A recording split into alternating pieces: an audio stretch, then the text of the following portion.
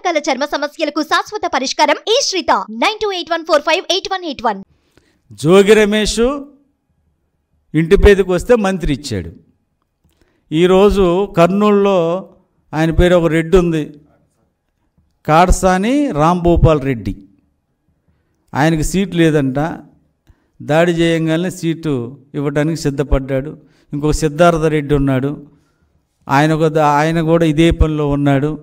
ఇంకొక ఆయన అనిల్ ఉన్నాడు, ఆయన కండలు చూపిస్తుంటే అక్కడ కండలు కరగదీసి నరసరావుపేట పంపించారు, ఇక్కడ సొక్కపు తీసి ఆయన కూడా పంపిస్తారు. ఇవాళ మీరు దాడులు, పార్టీ ఆఫీసు మీద దాడులు చేస్తే ఎమ్మెల్యే సీటు ఇచ్చేస్తారు.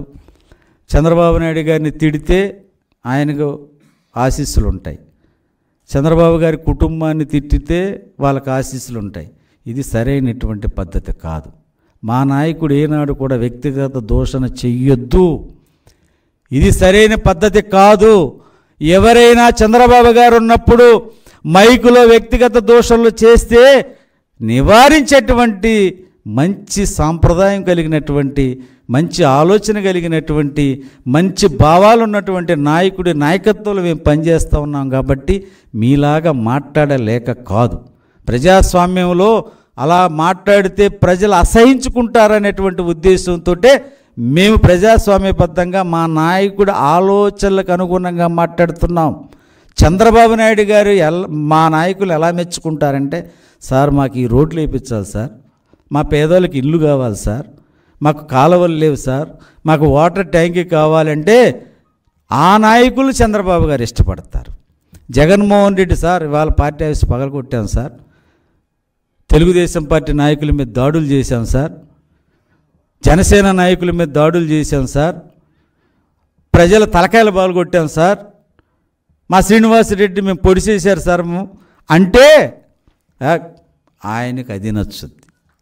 అంటే అకృత్యాలు కావాలి, అన్యాయాలు కావాలి అంటే ఎందుకంటే ఫ్యాక్షన్ భావజాలం ఉన్న వాళ్ళకి ఫ్యాక్షన్లో జరిగేటువంటి పరిణామాలు ఇష్టపడతారు కాబట్టి వాళ్ళు అట్లా తయారయ్యారు.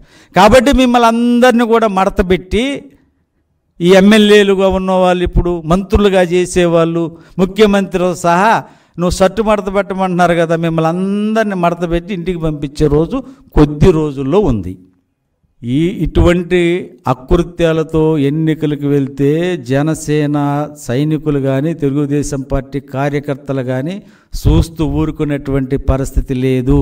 మా ప్రాణాలను అడ్డు పెట్టైనా సరే ఇవాళ ప్రజాస్వామ్యం గెలవాలి, ఈ రాష్ట్రం బాగుండాలి, ఈ రాష్ట్రం అన్ని రంగాల్లో బాగుండాలి, రాష్ట్రం బాగుంటేనే మనం బాగుంటాము అనేటువంటి ఆలోచనతో ఇవాళ ప్రజలందరూ ఒకటే ఆలోచన చేస్తూ ఉన్నారు.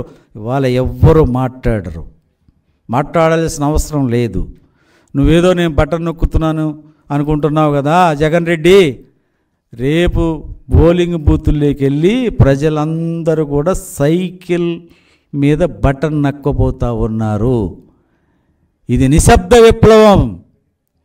ఒకనాడు రోడ్ల మీదకి వచ్చి స్వతంత్ర పోరాటం చేశారు, రేపు పోలింగ్ బూతుల్లోకి వెళ్ళి నిజమైనటువంటి ప్రజాస్వామ్యాన్ని కాపాడటానికి ప్రజలు సిద్ధంగా ఉన్నారు 100%